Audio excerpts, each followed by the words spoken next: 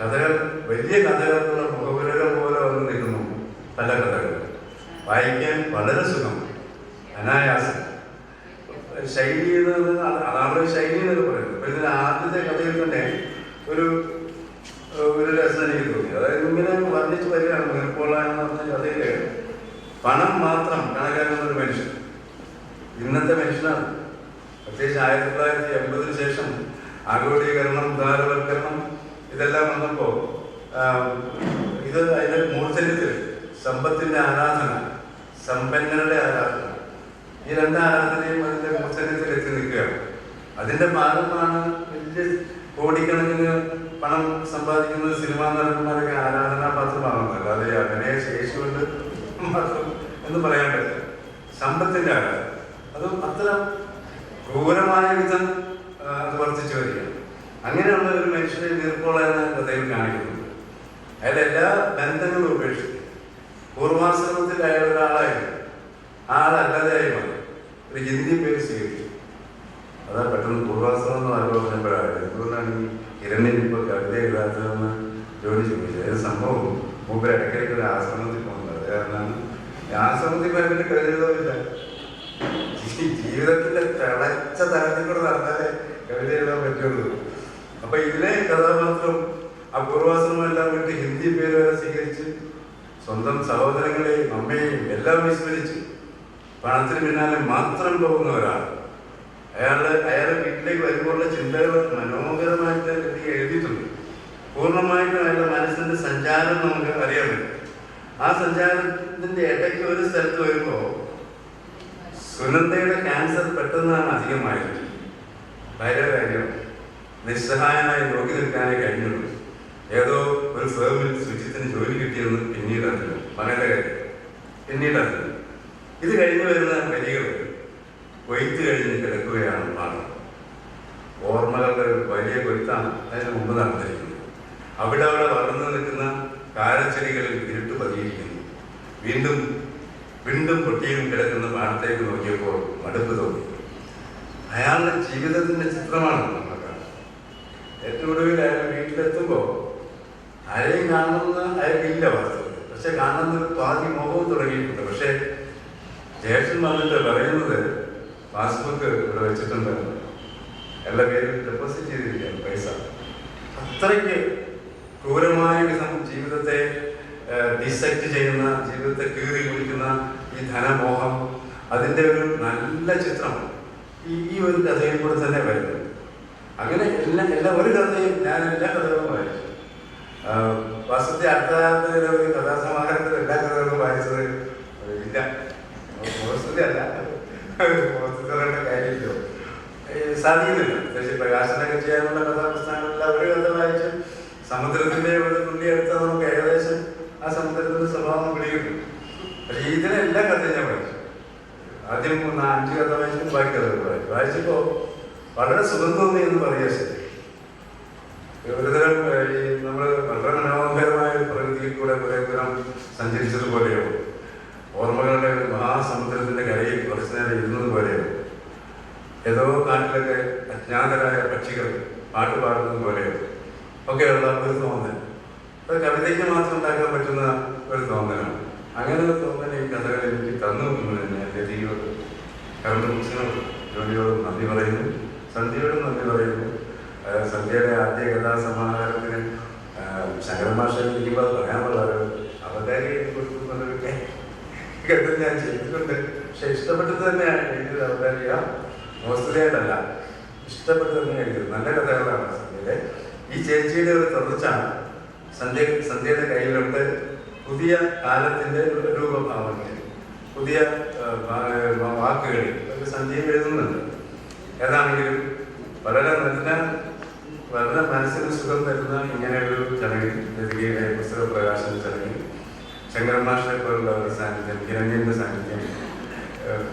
കിരണ്യനൊക്കെ ശരിക്കും ഒരു walking reference ആണ്. അത് ഇംഗ്ലീഷ് പറഞ്ഞാൽ ശരിയായിരുന്നു, നമ്മുടെ മാതൃഭാഷ ഏതായതുകൊണ്ട്. ഒരു അത്യാവശ്യം വന്നാൽ കിരണ്യനോടാണ് ഞാൻ ചോദിക്കുന്നത് എന്തെങ്കിലും ഒരു കാര്യമില്ല. ഇപ്പൊ ഈ പുസ്തകം വരുന്നതിന് മുമ്പ് ലതികയുടെ ആദ്യത്തെ കഥ വന്നത് ഏതിലേക്കെന്ന് ചോദിച്ചാൽ പറയുന്നില്ല. അപ്പം ഒരുപക്ഷെ അദ്ദേഹം ഒരു പ്രത്യേക ഘട്ടം കടന്നു പോയിട്ടുണ്ടാകണം ഈ രചനയിലെ. അതെ അതെ അതെ 50 വർഷം 50 വർഷം ശരിക്കും. അതിന് മുമ്പ് ഞാൻ എഴുതിയിട്ടുണ്ട്, പക്ഷെ മാതൃഭൂമി പബ്ലിഷ് ചെയ്തിട്ടുണ്ട്. അതെ ശരിക്കും 50 വർഷമായി.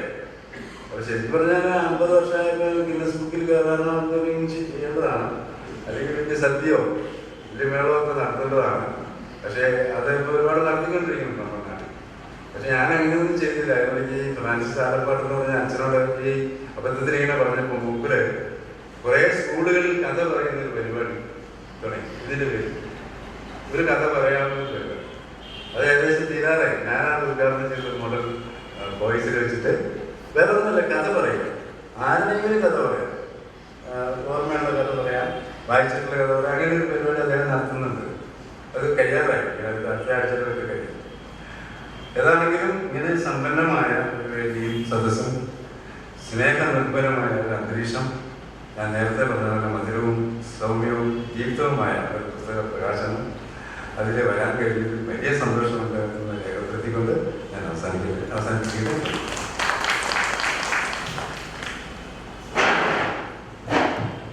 അടുത്തത് പുസ്തക പ്രകാശന ചടങ്ങാണ്. ലതികയുടെ കഥാകാരി ഒരുപക്ഷെ ഏറ്റവും കടപ്പെട്ടിരിക്കുന്നത് 2 വ്യക്തികളോടാണ്. ഒന്ന്, ലതികയിലെ കഥാകാരിയെ കണ്ടെടുത്ത അധ്യാപകനായ ശങ്കരമാഷോട്. 2 വർഷങ്ങൾക്ക് ശേഷവും ഈ കഥയുടെ സൗന്ദര്യം നിരന്തരം ഓർമ്മപ്പെടുത്തി ഇപ്പോഴും ഈ പുസ്തകം പ്രസിദ്ധീകരണത്തിന് പ്രസക്തിയുണ്ട് എന്ന് പറഞ്ഞ് ഞങ്ങൾക്ക് ഊർജം പകർന്നു തന്ന ശ്രീ ഹിരണ്യ മാഷ്. ഈ 2 പേരോടും നിറഞ്ഞ കൃതജ്ഞത ഉള്ളിൽ വെച്ചുകൊണ്ട് പുസ്തകം പ്രകാശനം ചെയ്യുന്നതിനായി ശങ്കരമാഷയും അത് ഏറ്റുവാങ്ങി പരിചയപ്പെടുത്തുന്നതിനായി ഹിരണ്യ മാഷയും സ്നേഹപൂർവ്വം നന്ദിപൂർവ്വം ക്ഷണിക്കുന്നു.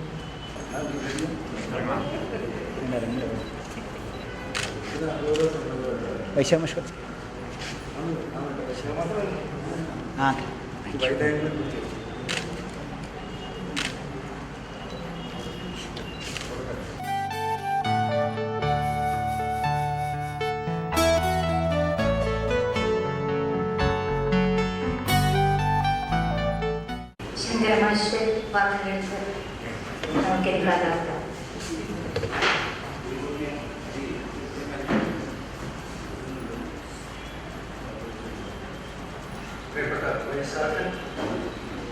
ഇന്നത്തെ കഥാനായിക ശ്രീമതി ലതിക, ഗുരുജനങ്ങളെ, സുഹൃത്തുക്കളെ,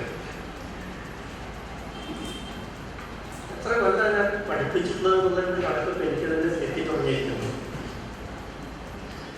2001 പിരിഞ്ഞു വന്നത് ഓർമ്മയുണ്ട്. 1961 തുടങ്ങിയ അഭ്യാസമാണ് അവസാനിപ്പിച്ചത്. ഇതിനിടയ്ക്ക് ഏറെക്കാലം മൈസൂരിലെ റീജിയണൽ കോളേജ് ഓഫ് എഡ്യൂക്കേഷനിലായിരുന്നു. അത് ദേശീയ പ്രസക്തിയൊക്കെയുള്ള സ്ഥാപനമാണ്. പക്ഷെ അവിടെ ഇന്ന് ഞാൻ ചെയ്തിരുന്നത് മനസ്സുകൊണ്ട് കേരള കോളേജിനെ ഓർത്ത് നിലനിൽപ്പെടുകയാണ്. അങ്ങോട്ട് പോവേണ്ടി വന്നത് വേറെ കാര്യം. ഞാൻ ഇപ്പോഴും വരെ ഒരു മാതൃക കലാലയമായിട്ട് മനസ്സിൽ കൊണ്ടു നടക്കുന്നത് കേരളമയാണ്. അതുകൊണ്ട് ഇപ്പോൾ അവിടെ അധികം പോവാറില്ല. ഞാൻ ആ സങ്കല്പം നഷ്ടപ്പെട്ടില്ലല്ലോ എന്ന് വെച്ചിട്ട് എത്ര എഴുത്തുകാരെയാണ് ആ കലാലയം വാർത്തെടുക്കുന്നത്. അതുകാലത്ത് കവികൾക്കായിരുന്നു ധാരാളിത്തം. എൻ കക്കാട്, മാധവനായികപ്പുറത്ത്, ഒത്തിരി പണ്ടത്തെ വിടവിന് ശേഷം ജോസഫ് അലി കേച്ചേരി, പിന്നെ വിമർശകർക്ക് APK നമ്പൂതിരി, MR ചന്ദ്രശേഖരൻ. അങ്ങനെ കഥാകൃത്തുക്കൾ അധികം ഇല്ലായിരിക്കുമോ കേരളയുടെ ആദ്യകാല ചരിത്രത്തിൽ? എനിക്ക് അത് പിന്നീട്, അത് എൻ്റെ കാലം കഴിഞ്ഞതിന് ശേഷം, എൻ്റെ കേരള കാലം കഴിഞ്ഞതിന് ശേഷം.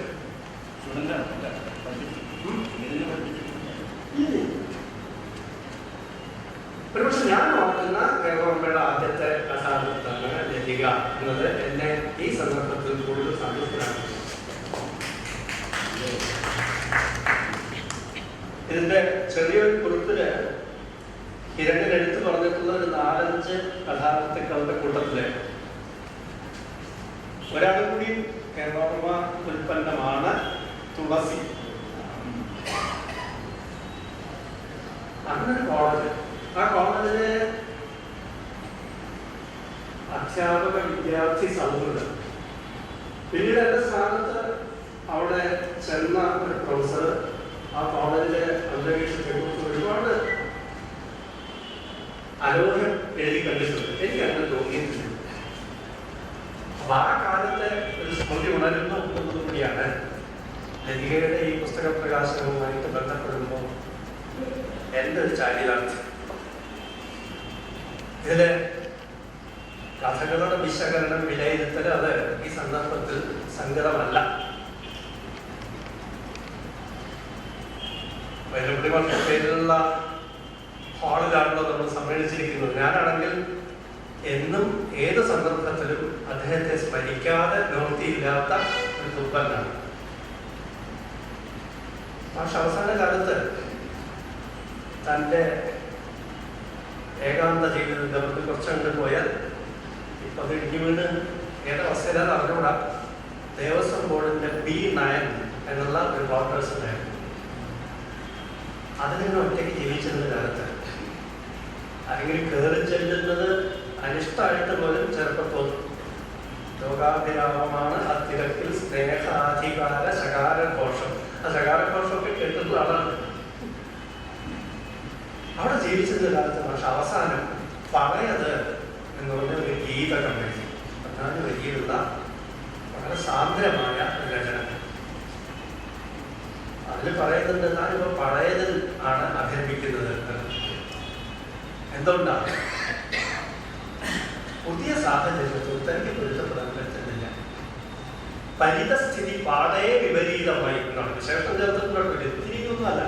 പരിതസ്ഥിതി പാടേ വിപരീതമായി ഇന്നിൻ ദുരിതക്കയത്തിൽ, ഒട്ടും ലോകമില്ലാത്തൊരു വാക്കാണ് പക്ഷെ ചേർത്തിരിക്കുന്നത്. ഈ കാലം എന്നത് ദുരിതക്കയമാണ്. ഇന്നിൻ ദുരിതക്കയത്തിൽ ഞാൻ അധികം പറ്റാവുമ്പോൾ അപ്പൊ പിന്നെ എന്താ ചെയ്യാം? വേനലിൻ ചൂടിൽ തണ്ടുവിലയും കരിഞ്ഞ്, വേനലിൻ ചൂടിൽ തണ്ടുവിലയും കരിഞ്ഞ് ആകെ വേർകളിൽ ജീവിക്കുന്ന ചക്കരവള്ളിക്കൊപ്പം, കേരളപ്രകൃതി ഈ മാതിരി ബിംബങ്ങൾ വൈലപ്പള്ളി വർഷത്തെ വിലയിലെ കാണുന്നു. ആകെ വേർകളിൽ ജീവിക്കുന്ന ചക്കരവള്ളിക്കൊപ്പം ആ ചക്കരവള്ളിയെ പോലെ ഞാനും അതെ പോയ യുഗങ്ങളുടെ മധുരക്കിഴങ്ങിൽ സംതൃപ്തി നേടുന്നു. ഇതാണ് ആ കവിതയുടെ സാരം. ലതികയുടെ കഥകളോട് ഇപ്പം ഈ ആവശ്യത്തിന് വേണ്ടി വീണ്ടും വായിച്ചപ്പോൾ എനിക്ക് തോന്നുന്നത് അതാണ്. ഇപ്പോഴും കഥകൾ ധാരാളം വരുന്നു. നമ്മുടെ ഒരു പ്രധാനപ്പെട്ട ആനുകാലികം എൻ്റെ സ്ഥലച്ചുരുക്കമുള്ള താവളത്തില് മിക്കവാറും മുമ്പിൽ ഇങ്ങനെ ചെതറി കിടക്കുന്നുണ്ടാവും. മലയാളത്തിലെ പ്രശസ്തരായ 2 എഴുത്തുകാർ വരുമ്പോൾ ചോദിക്കും, താനും ഇപ്പോഴും നിർത്തിയില്ലേ? ഏതോ ഈ ആനുകാലികം വരുത്തൻ നിർത്തിയിട്ടില്ല. അതിലൂടെയാണ് മലയാളത്തിലെ മുന്തിയ പല കഥകളും ഞാൻ വായിച്ചിട്ടുള്ളത്. അതുകൊണ്ട് നിർത്തിയിട്ടില്ല. ആ മുന്തിയ ആനുകാലികത്തിലാണ് ലതികയുടെ ഏതാനും കഥകൾ പ്രസിദ്ധപ്പെടുത്തി വന്നത്.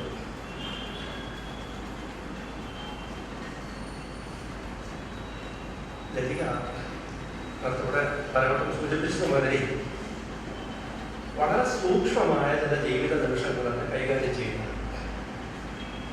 താമരനൂൽ എന്ന് പേരിട്ടിരിക്കുന്നു. താമരനൂലിന്റെ പരിചയം എനിക്കില്ല. ഒരുപക്ഷെ ലതികയ്ക്കും കൂടി പരിചയമുണ്ടാകാവുന്ന വേറെ ഒരു ഉദാഹരണം ഞാൻ ഞങ്ങൾ 2 പേരും അമ്പലവാസികളാണ്.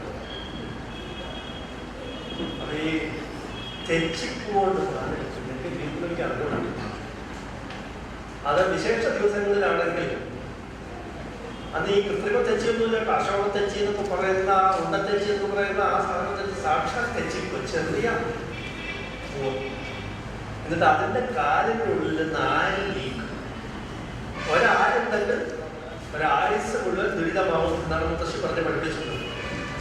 മുത്തശ്ശിയുടെ കണ്ണിന് നല്ല സൂക്ഷ്മം പോരാ. അതുകൊണ്ട് എന്നോടാണ് നേരിട്ട് ഈ തെച്ചിക്കൂല ആര് നീക്കണം. തെച്ചിക്കൂല ആര് നീക്കുമ്പോൾ അതിൻ്റെ ഞെട്ടിക്കോ ഇതളിനോ ഒരു പരിക്കും പറ്റാത്ത അങ്ങനെ സൂക്ഷിച്ച് ഇതിനെ പിടിച്ചിട്ടില്ല. നീ ആര് നീക്കെ ലതികയുടെ അമ്പലവാസി പശ്ചാത്തലം കൊണ്ട് ആണെന്ന് അറിഞ്ഞുകൂടാണ് ലതിക പ്രണയം കൈകാര്യം ചെയ്തത് ഏതാണ്ട് ഈ സൂക്ഷ്മതയോടെ ഈ മൃദുത്വത്തോടെ ആണ്. പേര് ആ പേരിൽ കഥയുണ്ടെന്നത് മാത്രമല്ല, അല്ലെങ്കിലും താമരതല എന്നുള്ള പേര് ലതികയുടെ പുസ്തകത്തിന് വളരെ പ്രസക്തമാണ്. ആ പേര് നിങ്ങൾക്ക് എൻ്റെ നേർമ, ലോലത, മൃദുത്വമൊക്കെ ഓർമ്മിപ്പിക്കും. ഇവിടെ വൈശാഖമാഷ് സൂചിപ്പിച്ചതിൽ ചില കാര്യങ്ങൾ വീണ്ടും നമുക്ക് വൈലോപ്പിലേക്ക് പോവുകയാണെന്നുണ്ടെങ്കിൽ കൃത്യം ഏത് കൊല്ലമാണ് എഴുതിയത് എനിക്ക് കിട്ടില്ല.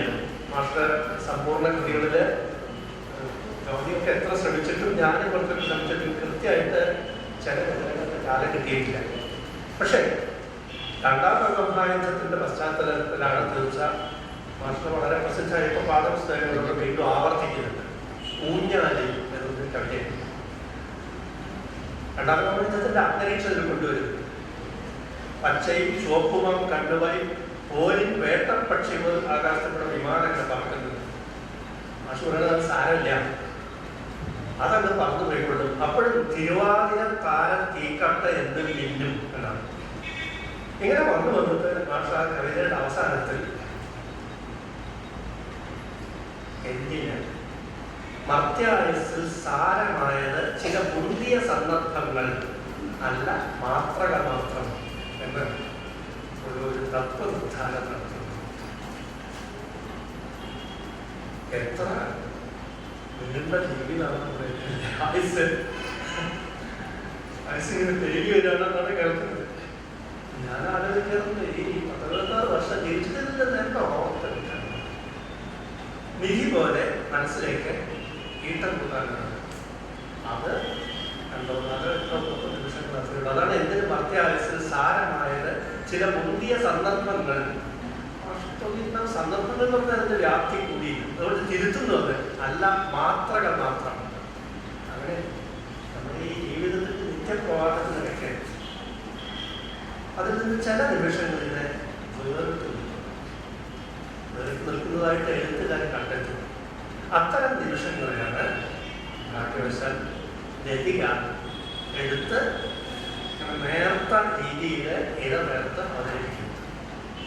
അത് നേരത്തെ പറഞ്ഞ തെച്ചിപ്പൂരിൻ്റെ ആര് കളയുന്നവർ വളരെ ഭദ്രമായിട്ട് വളരെ സൂക്ഷ്മമായിട്ട് ചെയ്യേണ്ട ഒരു പ്രക്രിയയാണ്. ഒരു കഥ മാത്രം ഞാൻ ഉദാഹരിക്കാം. അതിൻ്റെ പേര് പുതുമഴ. ലതികയുടെ കഥയുടെ പേരുകളിൽ തന്നെ മിക്കവാറും ഒരു പ്രതീക സ്വഭാവം കണ്ടാണ്. അത് എങ്ങനെയാ പാടിപ്പോയത് എനിക്ക് അറിഞ്ഞുകൂടാ. ജീവിതം എന്നൊരു കഥയ്ക്ക് പേരിട്ടിട്ടുണ്ട്. ജീവിതം അല്ലെ എല്ലാ കഥകളുടെയും എല്ലാ കൃതികളുടെയും പ്രചോദനം. അപ്പൊ അതിങ്ങനെ നിങ്ങൾ ഈ ചുരുക്കി എടുക്കുന്നതിന് ഒരുപക്ഷെ ആ ശീർഷകമുണ്ട്. പരിചരണം കൊണ്ടോ പ്രളയം കൊണ്ടല്ല ഞാൻ ഉദ്ദേശിക്കുന്നത്. ജീവിതം ഉദ്ദേശിക്കുന്നത്. പിന്നെ അതിന് മിഥ്യ എന്ന് പേരിട്ടിരിക്കുന്നു. ഈ രണ്ടെണ്ണം പഠിച്ചാൽ ബാക്കി ലതികയുടെ തലക്കെട്ടുകളൊക്കെ വളരെ പ്രതീകാത്മക സ്വഭാവം ഉള്ളവരാണ്. ആ കൂട്ടത്തിൽപ്പെടുന്നു ഈ പുതുമഴ. നേർക്ക് നേരെ നമ്മള് ആദർശപരമെന്ന് സമൂഹം അംഗീകരിച്ചിരിക്കുന്ന ആ രീതിയിൽ ജീവിക്കുന്ന വ്യക്തികളെ ലതികയുടെ കഥയിൽ പൊതുവെ കുറവാണ്. ആ കൂട്ടത്തില് രണ്ടാം വിവാഹം കഴിച്ച ഒരു പുരുഷൻ, ഒന്നാം വിവാഹത്തിന് ഇവൾക്ക് ചിലപ്പോ രണ്ടാമത് കേട്ടിട്ടുള്ള ഈ പെണ്ണാൾക്ക് അവൾക്കൊരു പുത്രനാണ്. ആ പുത്രൻ വളരെ സുമുഖൻ, വെളുത്ത തുടുത്ത മുഖം. ആ പുത്രനെ കാണുമ്പോൾ ഇയാൾക്ക് ഇവളുടെ ആദ്യത്തെ ഭർത്താവിനെ ഓർമ്മിക്കുന്നു. ഇവളുടെ ആ സാന്നിധ്യം ഇഷ്ടപ്പെട്ടു. ബോഡിയിലേക്ക് അയക്കാൻ പല നിർദ്ദേശങ്ങൾ, പക്ഷെ അമ്മ സംഭവിക്കും. ഈ ഒരസലില്ലാത്ത ഏതെങ്കിലും ഒരു ജീവിത ബന്ധം ലതിക സ്ത്രീകരിച്ചിട്ടുണ്ടെങ്കിൽ നിശ്ചയില്ല. ഈ ഒരസല് അവസാനം അവസാനം എന്താവുന്നു? ഡൈവോഴ്സ്. വളരെ കാലത്തിന് ശേഷം ഇവിടെ വൈശാഖ് പറഞ്ഞു ലതികയുടെ മിക്ക കഥകളും ഒരു നോവലിൻ്റെ കാലവ്യാപ്തിയും പക്ഷെ പ്രമേയ പരിചരണത്തിൽ ഒരു കഥയുടെ സൂക്ഷ്മത വീക്ഷിക്കുകയും ചെയ്യുന്നു. ഡൈവോഴ്സിന് ശേഷം ഏറെ കാലത്തിന് ശേഷം അയാൾക്ക് ആസ്പത്രിയിൽ നിന്ന് ആകസ്മികമായിട്ടൊരു ഫോൺ സന്ദേശം കിട്ടുന്നു. ഇന്നെങ്കിലും അങ്ങനെ കണ്ടാൽ കൊള്ളാം എന്നാഗ്രഹിക്കുന്നു. അയാൾ അവിടെ ചെല്ലുക. അവിടെ ചെന്നപ്പോൾ ഈ പത്നി അവൾക്ക് പിറ്റേന്ന് ഓപ്പറേഷനാണ്. ഓപ്പറേഷൻ കഴിഞ്ഞാൽ ജീവിതത്തിൽ തിരിച്ചു വരുമെന്ന് അറിഞ്ഞുകൊണ്ട് അവസാനമായിട്ട് എന്തെങ്കിലും കാണാനാണ്. അവൾക്ക് ഒറ്റ ഈശ്വരയുണ്ടായിരുന്നത് ജീവിതത്തിൽ. അത് മകനെ ചെയ്യും. ആ മകൻ്റെ മുഖത്തെ വെളുപ്പും തുടുപ്പും പ്രസരിപ്പും ഒക്കെ അന്നൊക്കെ ഏതാണ്ട് മാറ്റി പോയിരിക്കും. അവൻ ഈ അമ്മയെ സൂക്ഷിക്കാനായിട്ട് ഓടി വന്നത് തളർന്നിരിക്കും. മുഖം കറുത്തിരിക്കും. അങ്ങനെ പെരക്കി കയറി വരും. അപ്പോൾ ഈ മകനെ ഒഴിവിലാക്കാൻ വീണ്ടും എന്താ ഒഴിവിലാക്കാൻ സമ്മതിച്ചപ്പോൾ ഇയാള്